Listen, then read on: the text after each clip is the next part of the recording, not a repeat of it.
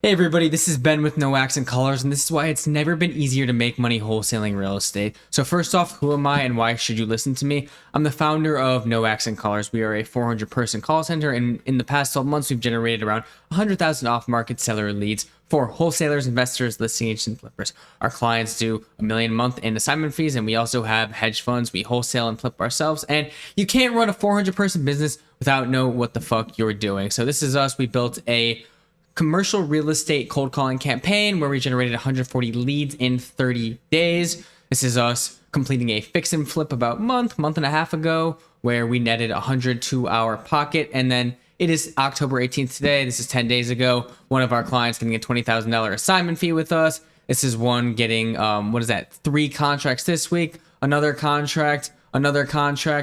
That's why you should listen to me. So let's get into it. And right here is single-handedly causing the saying of, oh, wholesaling is competitive, because we have clients of wide variety. We have people who just started to do their first sale. We've had people who've been doing this for 25 to 30 years. And ever since the pandemic, when TikTok got big, especially with these social media influencers, the wholesaling market has ever changed. So if we go back to, I could say pre-pandemic, there is a group of people who have been wholesaling real estate way before the broccoli heads thought it was cool. Pretty much all you had to do was do direct mail and a little bit of outreach, and it was pretty easy to do it. The wholesalers were always looked at as like the runt of the litter within the real estate market. You go look at any residential agent, you go look at any brokerage, they're like, dude, these guys are scumbags. So now fast forward to 2020, the pandemic, and you start seeing these gurus come in. So because there is so much distribution within the eyeballs of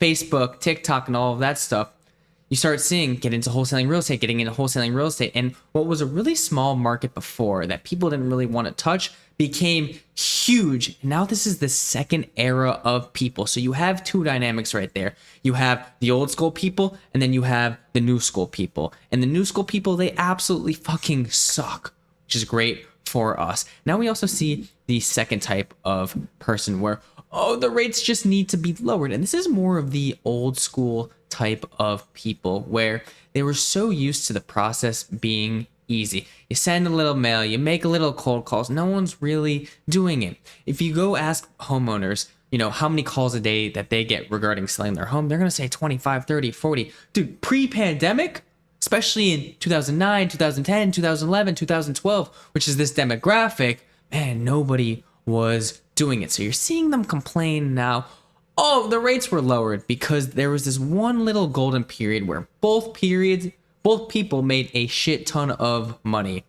2020, 2021, 2022, zero interest rates, hedge funds buying everything, and all you had to do was just get a property under contract and be able to make a 40 to 50K assignment fee. Those guys who only knew how to make money in up-only markets, they're getting destroyed right now, which is why the real operators, what I'm going to teach you in this video, are thriving and being better than ever. So this spectrum right here is how to really understand your competition. And we have two axes. On the x-axis, you have makes no money, and then you have makes all the money. On the y-axis, you have no time in the game, and you have lots of time in the game. And because of these two eras right now, you're seeing a combination of all of them.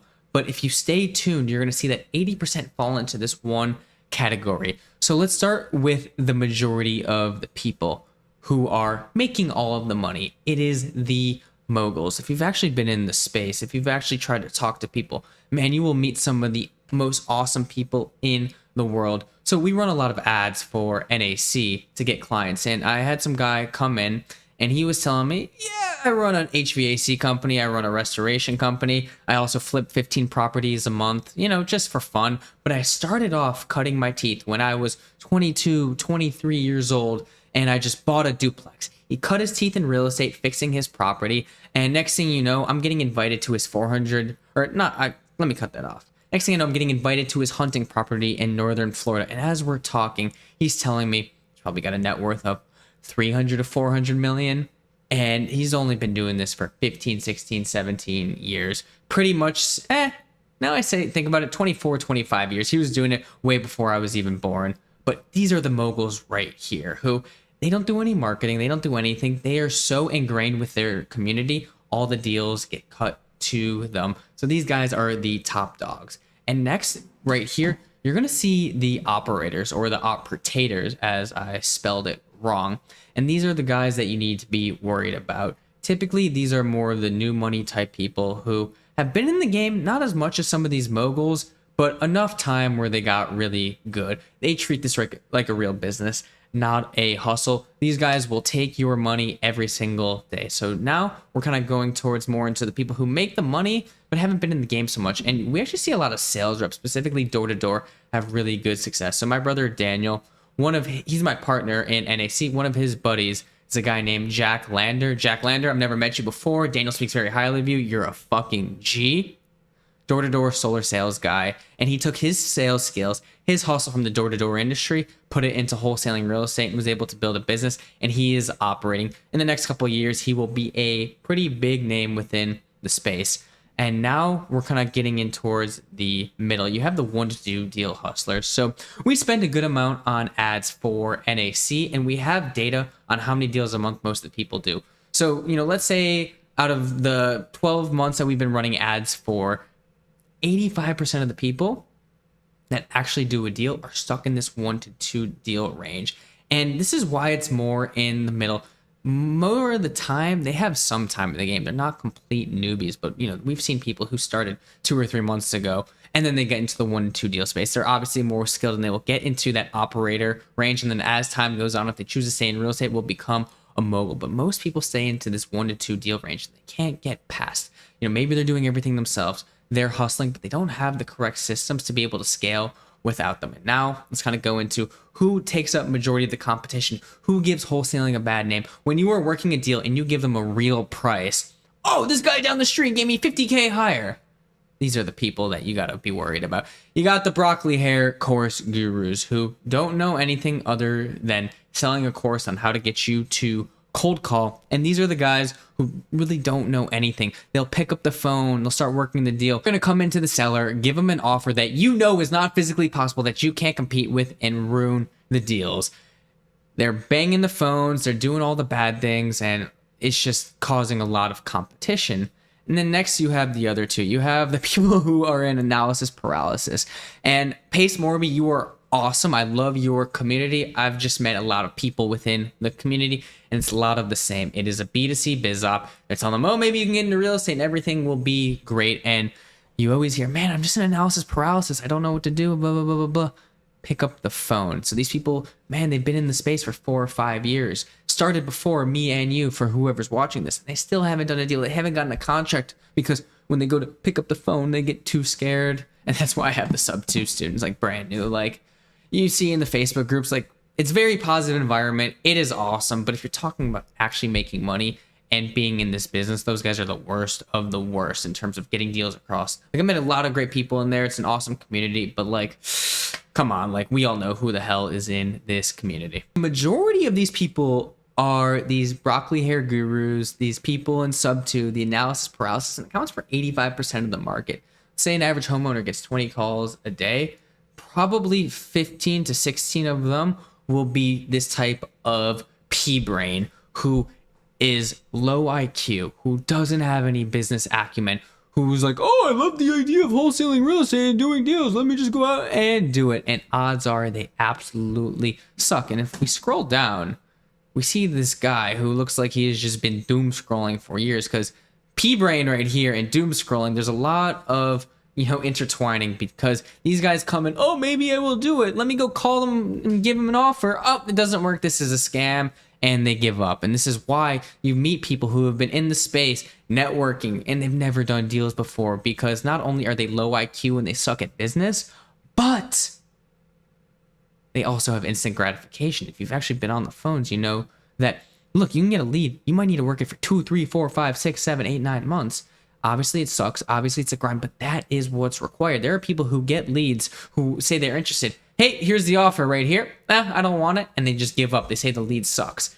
This is who your competition is. And it's why it's so easy to run circles around them, because you just need to be a business owner. You need to be good. And that's what I'm here to tell you what to do. How the high level operators think. The guy is not doing 100, 200, 300 a month. The guys who are doing $1 million a month. The guys who own hundreds of properties. This is how they do it. Guy right here, the one who is data driven, the one who has great marketing, sales skills, they know how to hire, the ones who are willing to put in the work for the next 6 months and not worry about the amount of deals because they are not output focused, they are process driven. This is who you need to worry about. This comes down to the unlimited lead funnel right here. So what is the unlimited lead funnel? If you had to break down wholesaling real estate into one picture, it is this right here. Marketing, sales, fulfillment. So at the top, you have your marketing. You have traditional marketing like billboards, TV ads, radios. You have paid traffic like PPC, PPL. You have JVs. You have cold outreach, which is cold call, direct mail, SMS, ringless voicemails, and you have SEO. So guess what? All of these generate leads. What do? You call the lead. The lead either picks up and you go through your acquisition script right there. Boom, you get into acquisitions, offer accepted, contract, you go into dispo, you make money, or they don't respond, which now is your nurturing sequence and your follow-up. So marketing, sales, fulfillment. You need to get this through your head. And if we blow this up a little bit more, this is what it looks like. We get seller leads, we negotiate with them, we comp, we get the property under contract, you find your buyer, do the walkthrough, successful disposition. And we need to be understanding of the synergy of marketing and sales. And it is like water into a cup. So guess what? If you have marketing with bad sales, you're filling the bucket with lots of water. Maybe the bucket is too small and it's overflowing. You have 3 sales reps, but they can't handle all of the leads. Or maybe you give them a good amount of leads, but your sales reps suck and you're leaking money. Or you could have no marketing with bad sales. You have a great sales team, you have a great sales process, but you're not giving them enough leads.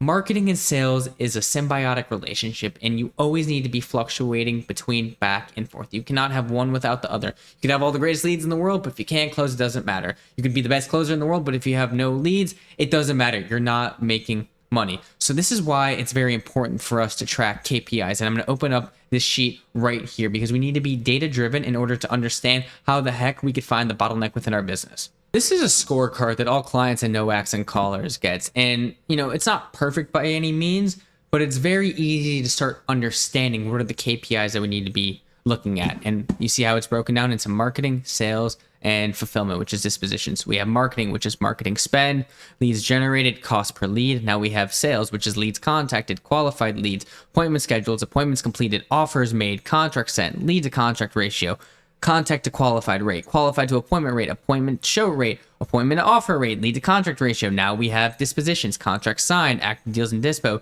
deals closed, assignment fees collected, contract to close ratio, average assignment fee, cost per contract, cost per closed deal, ROAS. So going back to this right here in bottleneck analysis, we have to remember that marketing and sales, it is symbiotic. When you affect one, the other happens, which is why we need to be tracking these core things right here, because we could see bottlenecks. Hey, I'm getting a 50 to 1 lead to contract ratio. Some people say, oh, I can get 1 contract per 50 leads. Let me get 500 leads and I'll get 10 contracts. But that's not efficient. That's not going to be the most profitable. So now we have to look back at our funnel. What is going down? So let's go use the 50 to 1 ratio. Example exercise is we have a very high lead to contract ratio, 50 leads per 1 contract. So, okay, this is a combination of a marketing and a sales issue. So we need to break down the KPI. So we get a lead in. What happens before we call the lead? What happens on the call with the lead? And what happens after the call with the lead? So what are 3 things that we need to be tracking? Speed to lead, pre-call, what happens on the call, which could be objection handling for all we know, and then post-call, follow-up, and pipeline management. So when we start understanding our core KPIs, we could start peeling back the curtains, peeling back each layer of the onion to find what is the real problem. So let's say we have a speed to lead of 25 minutes and then the leads haven't been called in 7 months. What do? Better speed to lead. Every time we get a lead, we call it within 60 seconds. And now, what do we do for the back end? We hire a lead manager. Faster speed to lead means higher contact rate. The higher contact rate means the more offers we make. The more offers we make, the more contracts we send. The more contracts we send, the more deals will close. And that's how we fix the front end. And now post end, maybe there's a lot of leads and gold in our pipeline. We get a lead manager to call them, and a lead that we wouldn't have touched because we thought we wanted to get a new lead actually wants to sell 7 months later. So you don't see the instant result right away by adding these things because there is a lagging process on the sales side. But when you look at your leads to contract ratio over time, you'll be at 50 to 1. You might be at 45 to 1 the next month, and then 30 to 1. And next thing you know, you essentially just tripled your return on your advertising spend because you didn't add more leads. You didn't triple your lead flow. You optimized your current process. So you end up printing a lot of money. And that's what this game is track your numbers, get more leads, and optimize over and over and over. And as you scale your inputs, what are the biggest inputs? Most likely it is going to be your marketing spend. If you're spending $10,000 a month and you make 3x on it, you're spending 10 to make 30. Okay, we spend 10 to make 30. I want to make 120. Now I need to spend 40 or whatever the heck the math comes to. But you got to remember, as things scale, as you scale the inputs, things will break. So you first need to track all of your numbers. You need to be dialed in. And then once you start scaling the inputs, you need to know what is breaking and then fix the most important thing. And that is what bottleneck analysis is. That is how the top level operators think. They're not thinking about what do I say on the call or how do I underwrite a novation. That's just a component of it. It's like, how many leads are coming in? How efficient can I be at getting them under contract? What is my efficiency in moving them? And then how can I rinse and repeat the process over a lot of people and a lot of inputs? So that's the end of this video. See you in the next one.